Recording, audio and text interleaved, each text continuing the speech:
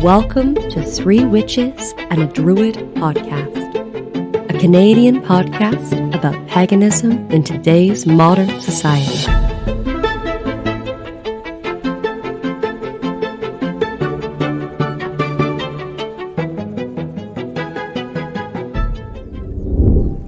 And now, Three Witches and a Druid podcast presents Second Line Parade.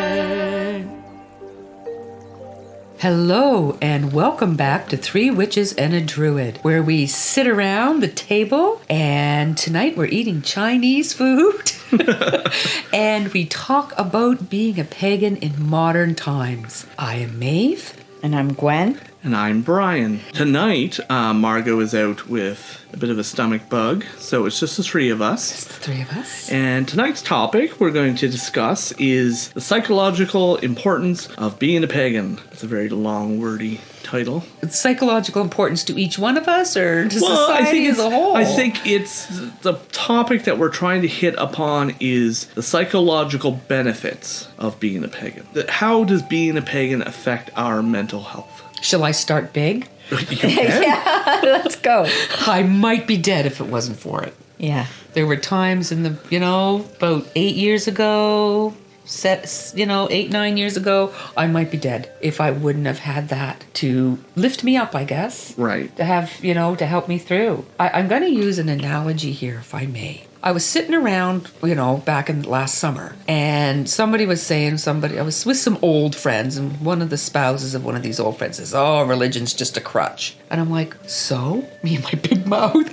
I said, listen, you got a broken leg. You can sit in your bed with your broken leg, and you can't get up. You can't go to the bathroom by yourself. You can't go get a drink of water or make a sandwich or anything, and you're always getting people to help you, and you're feeling miserable and on and on. But someone gives you a set of crutches. Look at that. You're getting out of your bed. You're going to the bathroom on your own. You're making a sandwich and a cup of tea. Maybe even walk out in the backyard a little bit. So what the hell is wrong with a crutch? Because you don't know what someone's life is or what they're going through. And somebody's paralyzed from the waist down. Well, guess what? They can sit at home. They can get in that wheelchair and go have a full-time job and a life and a family and everything. Or they can sit in their bed and do nothing. So I got no problem with crutches. No, and there's no problem either problem if that crutch evolves into a cane. That's right. Moving along. There's nothing wrong with needing or wanting spirituality or a religious practice to get you through your day-to-day life. Now, obviously, it becomes a problem when that religious practice or spirituality becomes a form of toxicity. Absolutely. But that's not what we're talking about. We're talking about the benefits. You know, there are times when, depending on what's going on in your life, you absolutely need those crutches. Right. Other times, you're just looking out the window and you're happy. Just in general, I find it very enlightening and very helpful just in today's world. Even before COVID came along, we work on being open and empathic, psychic, spiritual, and all of that opens us so much more, I think, to the world. You know, you're hearing about, you know, however many right now, the sad business in Ukraine. I was on the verge of tears for the mothers of the Russian fellas that are over there, wives and children. I mean, you feel bad, you know, it's pain.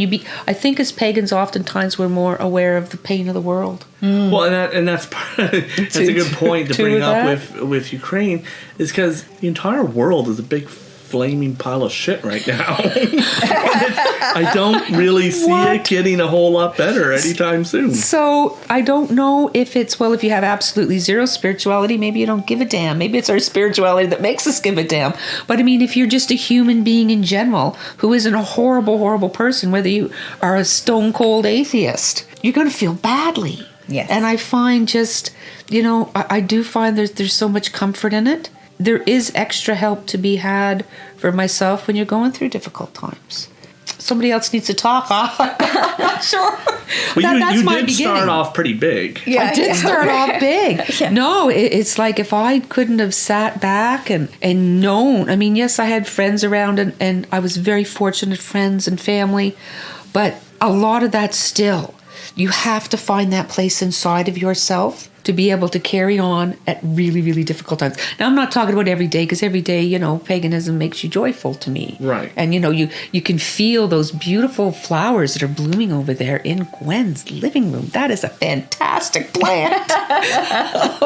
But a lot of the time, no matter how much support you have, it has to come from inside to be able to make yourself move forward and become productive again, or whatever the case might be. And if I could not have felt that spirituality and felt the goddess with me, I don't know where I would have found the energy to move along. Well, and that's a big part of our spirituality. It's not really necessarily the religious aspect, but it's definitely the spiritual aspect, where you have to understand your emotions and connect with them and learn to control them in a sense. Mm-hmm. Like, we have an entire practice within paganism called grounding. Yes. That's what that's all about.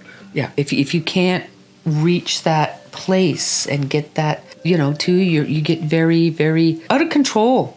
Really, I do see how a lot of times when people are in horrible, horrible places in their life, and, you know, they find a religion, and that's, you know, one of the only things that helps them on the straight and narrow. It helps you with that inner part of you. Agreed. Now, at the same time, no, and not because we don't want to focus on the toxicity, one of the issues people do have when they're having stresses in their life and they turn to religion or spirituality is that they become subservient to whatever book or text that religion may be. One of the great things about paganism, we don't have any of that. We don't, and even if we did, I'm rebellious enough that I still wouldn't want. I might take your idea, but there'd be no way you'd be telling me what to do. Right. I'm really rebellious. I think you're right. Like, and I see that, and in my work with, you know, religious leaders of other religions in the. I can remember when Dave was first sick, and they'd be checking in on me, and I said to one of my buddies, I was like, I don't know how people who don't have a connection to deity get through these times, and for a lot of people, it doesn't matter. Like, everybody finds their connection to deity that speaks and resonates with them, either culturally or personality-wise. And there's definitely, I think, a certain kind of person that the self-responsibility of taking charge of your own spiritual journey speaks to. So there's, you know, there is that group. So if the idea of a revealed text or sacred or a dogma or rules that kind of puts you off, you know, then it maybe isn't as helpful. So there is that for pagans, I think, that independence of determining your own. Because that's one thing that you will read about, or if you're teaching someone or helping someone, is we can give you these ideas, but the work is in your hands. And that can be very hard for somebody that has grown up in a system that gives you, a strict set of guidelines. A strict set of guidelines, even spoon-fed a bit, and you're maybe. I'm trying to say it without, naming a specific religion, but there are very strict guidelines. There's study groups. There's whatever. There's a progress whatever. And so when you're working with people that are new to the faith, they're like, well, tell me what to believe. And I'm like, I am so uncomfortable with that. I can point you down to whatever. You have to find your own level of comfort and truth. There's things you can do, like connecting with the God, connecting with the goddess, little activities you might do, and then you will find your way from there. It's experiential as opposed to an analytical, logical, and I know, Brian, you've brought that up, orthopractic as opposed to orthodoxic, because it's when you meet a bunch of pagans in a group, we don't really dwell on what each other believes, because they'll be so diverse. Every single person will be believing something different, even within, I'm sure, in your own grove, which every member of the grove has a different belief. Yeah. But what we learn and what we get value out of is that experiential thing, and that's where wisdom, as opposed to knowledge, like we derive knowledge from things, but we derive wisdom from experience. Right. Yeah. And that's how individual experience builds. Yeah. And we've all done enough public rituals that if you've got, 30 people, 40, however, 10, whatever the case might be, every person's having a different experience there. Right. Every person's having a different experience, because of whatever their identification with whatever's going on, strikes them.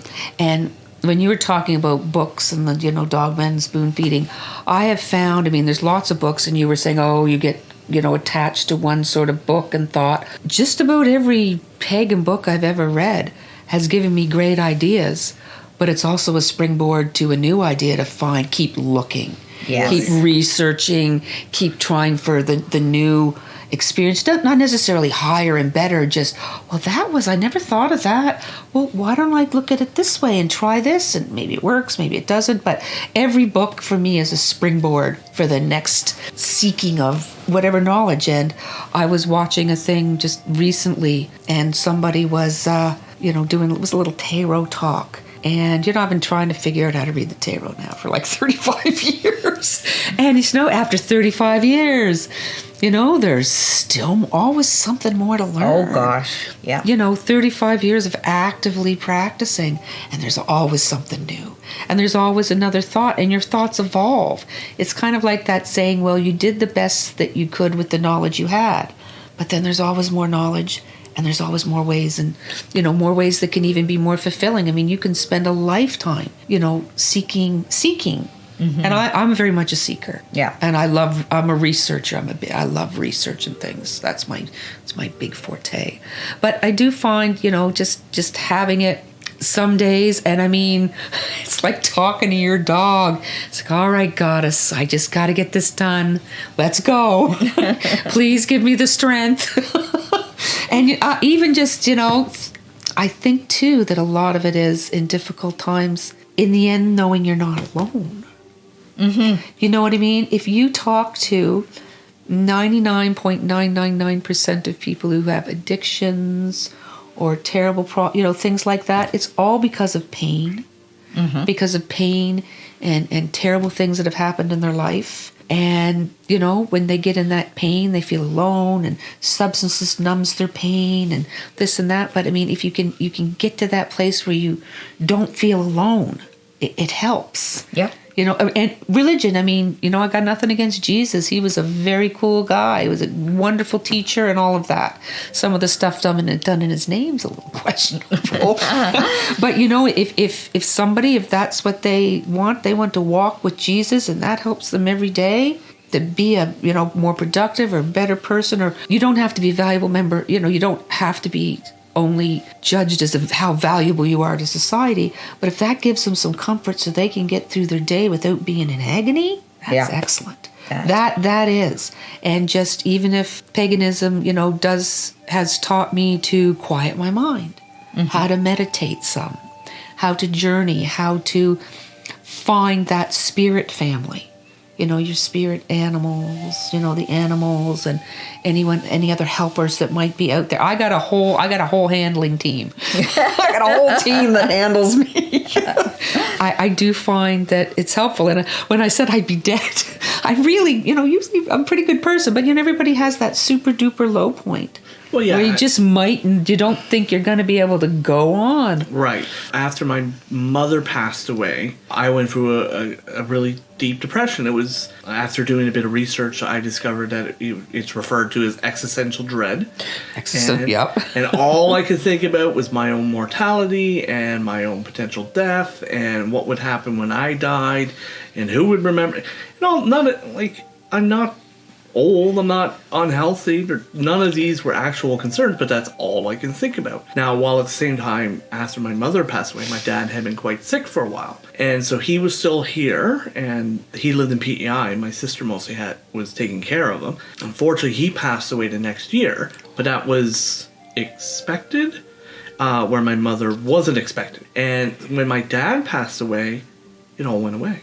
And I don't know why. But while in that mindset, I had done quite a lot of research on death and funerals and that sort of thing. And that's what brought me to the Morrigan and learning that death is just a part of life. It's not something to be feared. It's not something to regret or run away from. It's just a part of the cycle of life. And that, for me, it gave me more of a structure or understanding of how I believe the life cycle works. And so I found a lot of comfort in that. And to this day, my goal at some point is to be a death doula, where I want to be able to help others who may struggle with that, and I want to be able to help them. I don't know if it's necessarily on a psychological sense, but if I'm able to help with paperwork or funeral arrangements or any of the other tomfoolery, the practical aspects aspects of that. Yep. And so overwhelming. It can be incredibly overwhelming for someone who's grieving, and just allow them to grieve while I take care of all the rigmarole. But it's also, I've also learned so much more about other practices and green burials, and that the entire North American system we have is, I don't want to say corrupt, but it's a money racket. It's a money racket, yeah. Sorry. No, it's true. I spoke to a gentleman who runs a green graveyard just outside of town here, and he was like, yeah, if you pass away, he just put you in the back of the car, pull up, say a couple of rites, and put you in a hole. And that's all it's needed. For ages, it wasn't legal to put someone in the ground unless they were in a coffin. Ridiculous. It is the most ridiculous concept. Because the coffins would, and it eventually deteriorates anyway. I'm not sure what they're doing. I'm a strong believer that I want to go back to the earth. And that doesn't mean burn me. It doesn't mean put chemicals in me. Just stick me in a potato sack and put me in the earth. That's where I want to be. For ages, the idea of being buried absolutely mortified me. I wanted cremated. And somebody once said to me, they said, I find that very hard to believe with you. You're so into the earth, and I thought you would want to go back to the earth and, be at the base of a tree or something.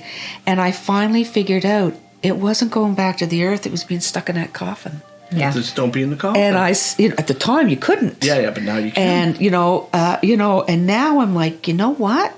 I would consider it. I want a couple grave goods. I'll be wrapped in a nice shroud of some sort. Maybe my favorite dress. I don't know. Something tie-dyed, whatever the case might be.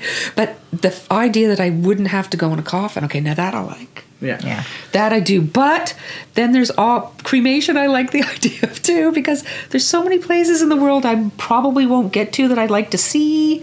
Maybe my daughter travel around, sprinkle me here and there. Listen, what do they say? I will mess it up because I always mess up the specific details when I remember the concepts, right? Yeah. But I think it's within 5 years, household dust is basically skin and hair and Yeah. bits Yeah. and pieces of us, Yeah, right? yeah. Right. And with the air currents, where there's just this bubble and we all recycle, let me tell you, you are in Australia right now. You are in Australia. You are in Tibet. You are within, There's I think a it's about point of 5 positivity. years. Everything is everywhere, basically. And so those, you can be cremated. Now, I know Dave's going to be 3 different spots in Canada, but really, you can throw those ashes up in the air in one spot, and within 5 years, you have seen the world. Yeah. No, at the That's same time, marvelous idea. I love that. Everybody, of course, is free to do whatever they would, and Yes. I believe that's the important part. Yes. is that they should be free to do what Autonomy. they want. Autonomy. Yeah. Yes, absolutely. So if you want to be shipped out on a little boat in the public gardens, and then someone shoots a flaming arrow in the little pond All there, for that. go for it. Yeah. And at the same time, we talk about this, and how many times did they have to shut down parts of Disney World because someone threw ashes off a roller coaster, and they're like, "We gotta clean that up now." I've never heard that. Oh no, that's a very common occurrence apparently. People putting ashes off a Yeah, roller coaster. they'll be on a roller coaster, they'll throw ashes, and be like, "We gotta shut it all down. We gotta sanitize and clean up." Well, the ashes aren't unsanitary. It's a but- corporation thing. They're just doing Good it. grief, They're just Charlie covering their Brown. own. No, backs. I Yeah, don't want to do everything- that. I don't like everything heights. is- I don't like heights. Yeah, what, Now, at the you're same not going to be on time, a roller now, at the same time, I'm an incredibly, I wouldn't say morbid. I have some terrible plans for my own funeral and wake. So we're going way off topic, but I want to We hear are. this. So, So we're going when- to go off topic. At my actual wake, I want there to be some sort of system so that when you approach the coffin, I come up and go, nah. And everybody's required to wear like Hawaiian shirt. I want a luau, Yeah, complete with the yeah. grass skirts and No being pig sad. cook- Everyone Yeah. drunk can be happy. cooking in a pig cooking underground. I also have full plans to leave my skull to a random young relative in my will without them knowing. So that just one day they get a box. It's like, here's your Uncle Brian's skull. You gotta take care of that from now on. And What they'll are be we like, gonna do? what am I Cut your gonna head off and put you on an anthill to clean that off? Like, Yeah, what are we why doing? not? That's somebody else's. I'm dead. It's not my problem anymore. That's someone else's problem. Can you just imagine being like a nephew or a niece and me getting a box in the mail and getting this creepy skull from an uncle that you never met? That'd be awesome. That would be horrifying, and they would never recover. That'd be fun. You can sit on a bookshelf and we can read books together or something. Okay, so back to paganism and everything. I And will. mental health. Maybe Brian shouldn't contribute about paganism and how it shores up your mental health. I don't know. I do find that even just like, I don't know, I always felt something more deep inside. Yes. And I find those things during the day, being able to look a little differently at the world around you helps. Now, here's the thing. Is it because it's in us from birth, because that's just who we are? Or is it something that someone can come to? You can come to it to a point, but to really feel like, do some people just not have that connect in them? I wonder about More that. than 20 years ago, and again, I forget specifics, so please go Google this, but 20, 30 years ago, there was scientific work being called the God whatever, and there's a definite place in your brain, and people that Is it go called to the God religion, complex? No, God not the God- complex. yeah, no, not we God do. complex. We do know people who Oh fall my under gosh. that, Yeah. but there is a person in your brain, right? It's on the tip of my There- tongue. So You'll if just blurt it out at the end of the yeah, episode. that's okay. It could That's be me. 3 a.m. Yeah. But yeah, it's easy to find. There's lots of work. It was a big thing. It made a splash. It started I off in remember it. scientific Yeah, journals, and then yeah, it's like in Time magazine, and here in Canada, Maclean's, and that sort of thing. And they can determine by, I don't know, CTs, MRIs, whatever, that certain areas light up in people that are drawn to a religious or whatever, as opposed to people who are not. People who Isn't are that seeking, interesting? people who are looking. Kind of like chocolate and the places that activates in a There woman's you brain. go. Same deal. So there's interesting things that come out of that is that, what does that mean? I don't freaking care because it doesn't matter to me. So people will use that to say it's just epigenetic. It's in your brain. It's a biomechanical, whatever. Right. It doesn't matter because the effect on my life is positive. Absolutely. It does not matter whether it is, like you say, internal or whether there is this external. But then many pagans have this pantheistic or panentheistic, as well as having possibly a system of gods and deities in they also have this idea that the divine is what is in us, animating us and connecting us anyway. So that little piece in your brain is also that. Right. Yeah, for me it doesn't matter if I have a specific brain, and that's why I've always been drawn to this. And when you were saying even as a child, Jen, I can remember sitting in the back of the car, my parents driving.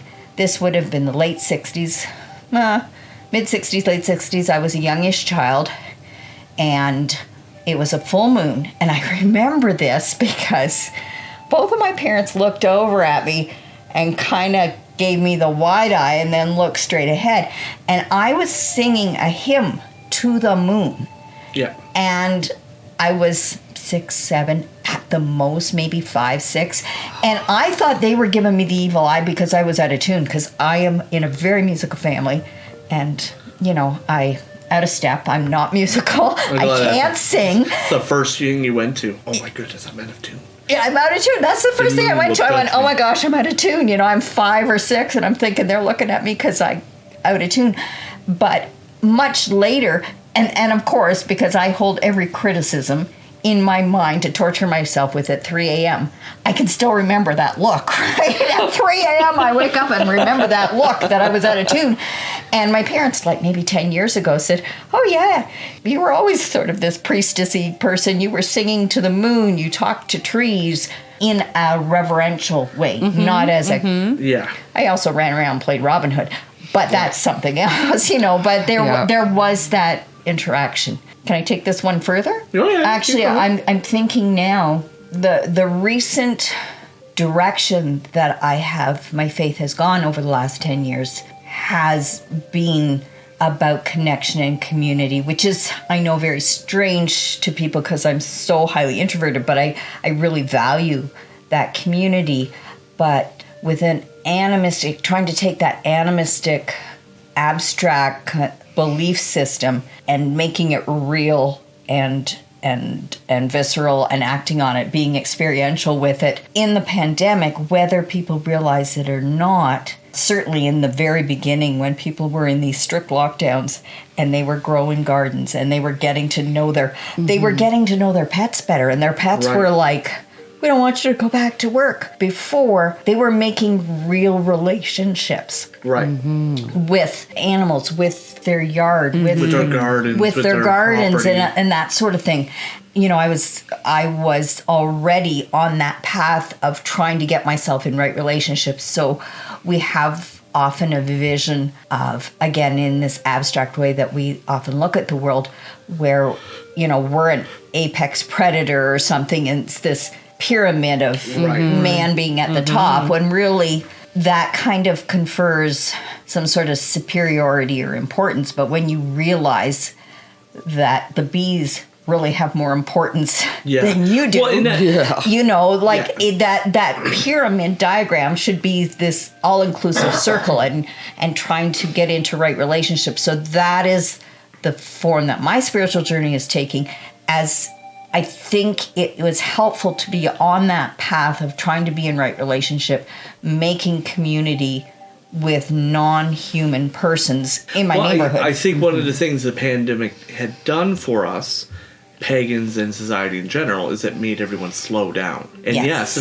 they realized there's worms in the earth, there's ants in my yard, there's my cat actually gives a damn about me, that sort of thing. Yes. And to be and the thing is people, because they were locked up, they slowed down enough to take, it's the taking notice of. Right. And it's the big deal. I've always, even when I was a child, oh, look, I'm going to watch this bee at this flower, where most people would have ran like hell scared of the bee. Right. Not that we're all, I would run like hell if there was a whole beehive. But it's I think people because we're all so, that whole North American, pardon me, the white Anglo-Saxon Protestant work ethic, the this, the that, the go, go, go, go, that people have completely forgot that they can get pleasure from little things. Pleasure was only big things. Do I have this car? Am I going to be able to afford a boat? Where am I going on vacation? Well, you know what? I'm just as happy to go off camping somewhere where it's going to be free if I'm in the woods or $20 a night somewhere. And holy cow, where was it 2 summers ago? Down the valley camping, and I'd never seen one. It was a spider's web, but it was like a globe. One of those spiders. It was weird. It was like thicker in the middle and went, closed up on the ends. And it was this perfect geometric thing. It wasn't like the flat. Well, I sat right down on the side of the road on the edge of the ditch and stared at that thing for a half hour. I thought that was and that was just, every time I thought of it, I was utterly thrilled to pieces for weeks. Yeah. I've never seen anything like it. It was 3-dimensional round. It was the freakiest thing in the world. Some spider, I don't know what it was, but you see that? I didn't need a trip to Paris. I had a spider's web. And I think that helps people, this whole, you want to be happy or have less. Mm-hmm. People have the want for happiness. They have the want for that thrill kind of inside, like that extra, the rising up your blood pressure a little bit when you're excited.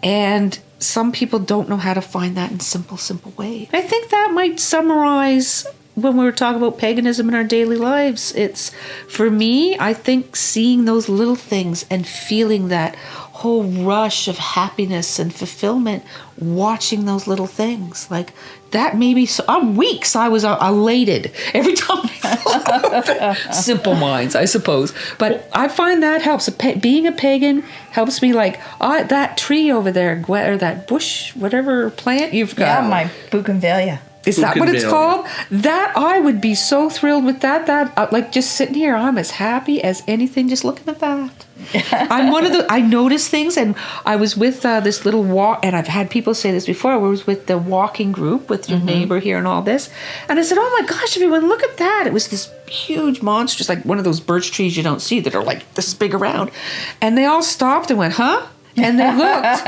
and this was like our 4th walk together or something, and someone piped up and said, "You notice everything." Yeah. I would have never paid attention to that. I'm like, oh God, no. Yeah. And that was just so thrilling to see that. What a nice tree. I think that's what it is for me. There we go. How many times we figured things out just chatting away here. Really, for me to be able to find that's the biggie for me. Right. So what are some tools that we as pagans use to ground ourselves, to make us deal with the shit pile that is the world? Meditation. Wine? No. That's very grounded. That's not Grapes. specific to paganism. That's No, not specific. a lot of grounding helps. Fine, if you want to be specific, mead. Mead. No, I don't like mead. Right. I know, I'm a weirdo. I don't like mead. Grounding certainly helps. Here's some things sometimes I'll tell to students.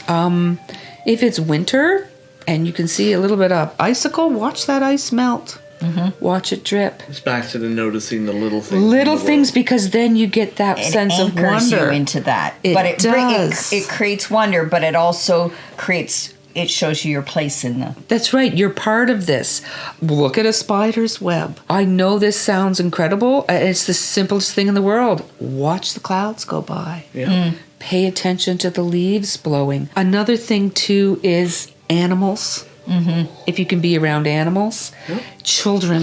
Oh, if you want to learn wonder again, follow around behind a 2-year-old as they interact. Look at a river. Anything, and even your house plant. Just notice. I think the best ways to ground and connect is to slow down and notice. Right. Really notice, like, what are the different shades of the green in that grass? It's notice. You were mentioning, so like a Protestant work ethic sort of value coming out of being productive and doing good works and all those sorts of things, whereas we have become beings that do as opposed to beings. And if we can reconnect with being a human being and just be. Yes. Be. And that kind of is that grounding. And it is too, when you say about being productive, volunteering places and helping others, I find a very great way to connect, because you connect with the earth, but to connect to other people in a different way that isn't just your family and you're doing their laundry, and it isn't just your workplace and this, and it's not just sitting and having your wine, but I find helping others who need help or who can't help themselves. I do a lot of volunteer work myself. I find that very, very grounding in the world. It's like, it makes me have There's place. a perspective. There's a perspective. It widens your view. It sure does. It also gives you more another place. I think finding your place, when you said that, finding where you are in all of this, it is really, really a biggie. And that helps you find your place too. And the biggie too is gratitude. Be grateful for little things around. It's like, who loves to pick up a rock off the beach or the side of the road if we see something weird more than a pagan?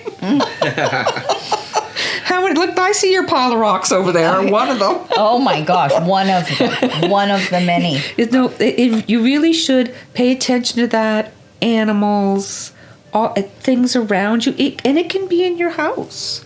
Look, there's an ant going up the wall. Watch that ant. Also, the practice of ritual. Yes. Oh gosh. Yes. Yeah. Ritual. I was thinking before you said ritual, just following that wheel of the year, and I know that has become sort of controversial, and people say, well, that has no place in my life, and it's agricultural and whatever. But I like to eat, and so I really appreciate that agricultural aspect. But people who complain about that sort of thing are just complaining about the sake of complaining. No one cares that it's not ancient or mysterious. It's something cool, and we're just going to do it. But by the same token, you can whatever, for whatever reason, the sun is in that position. I agree. Regardless of whether you're a farmer or not, and having a carved out, you want to start getting in shape. What did they say? They say schedule your gym times ahead. We have these scheduled, equidistant-ish times of the year that make us be here now. And so what is wrong with saying we're going to follow this wheel of the year model? Maybe it doesn't work as a book written in the 50s says it should. Make it work for me now, but take this time. The sun is at this point in the sky. The weather is such, the world is such, and I am going to create my own little way of being here now and noticing and making it sacred. Right. It's true, because May Day is coming up next month, and by then, well, look, I've seen some crocuses. Oh, yeah. And there's snow, like say spring. Okay, yeah, Nova Scotia here, spring is still kind of wintry. But you know what? By that time in March, like 2-3 weeks ago, people still had snowdrops coming up. Yeah.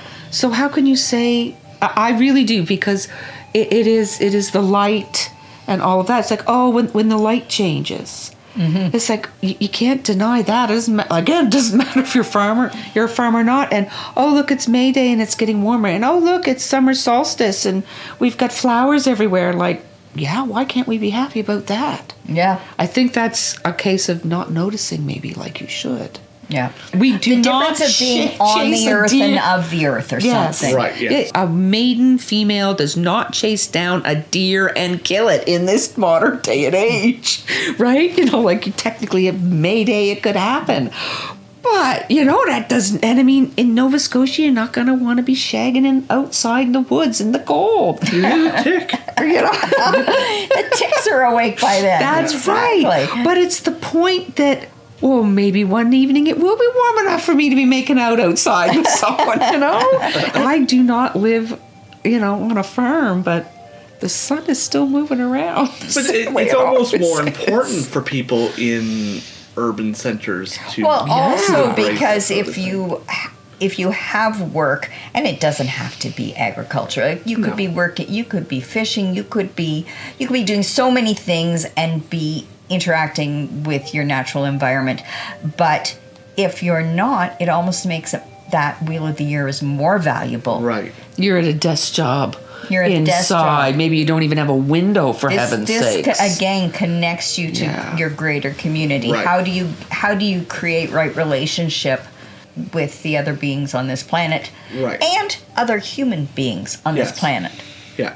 So back to ritual, it's the same concept. You don't have to, like, even if you're just performing a ritual for yourself in a private ceremony, just to practice the repetition, the movements, those can be forms of grounding. Absolutely, the ceremony and Right. the of it all. And I know for many years, and don't use a lot of heavy incenses, but boy, oh boy, good old benzoin, and you're there. Yeah. Right? Or someone is passing around, the sage and cedar stick, at the beginning of a ritual, and your mind automatically connects. Because when you do that, and the quarters and the water and the cleansing or whatever you're doing, it automatically puts you there. Yeah. And it really helps. And there's something to be said after that to connect. And again, in an urban center, maybe you're in an apartment on the 15th floor, but if you've called your quarters and cast your circle and smelled your sage or whatever incense you have, and you've spoken, asked your deity to join you and done all that, there is a real comfort. And that's a great way for grounding, because there is a comfort in that. I know that, even say, my, grandmother, your mother at church, and that ceremony, and that every time the same, little words and peace be with you and this, and, the prayers, it really makes a huge difference. I think any kind of ceremony like that makes a huge difference to you and can be very refreshing.